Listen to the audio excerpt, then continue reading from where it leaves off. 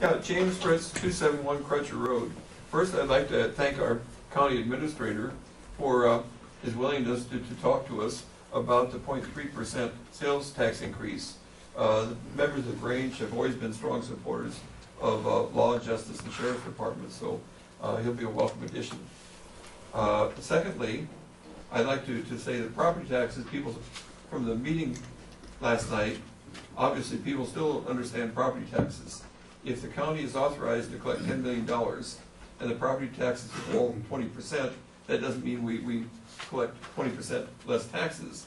It means that property is adjusted up or down depending on your particular property. So we still collect $10 million worth of taxes if that was the amount agreed on.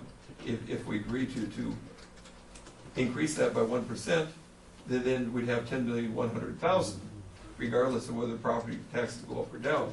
For years, property taxes on Morgan Hill and the waterfront have been increasing sharply because the property values have been increasing sharply, and people like myself that don't have waterfront have been going up less fast. So people really don't understand that. Second thing are belts.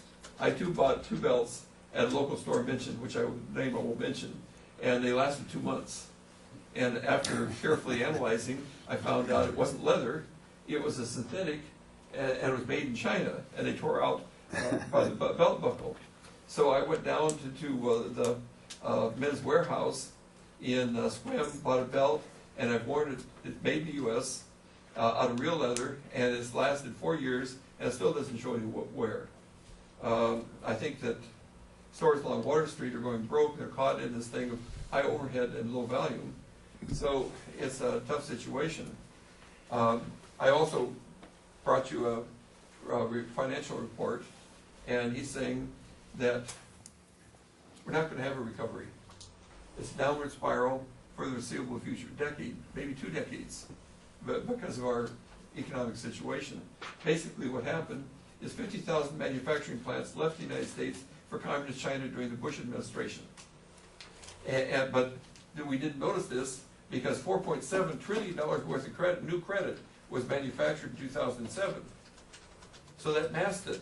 But when the credit debt speculation cycle collapsed, it threw it back on the real economy, but a real economy has been gutted by Wall Street. So now we don't have a background economy adequate on the federal, state, or local level to support our level of government or Social Security or working people. So it's going to be a tough time for the next decade. Thanks. Thank you, Jim. Roger?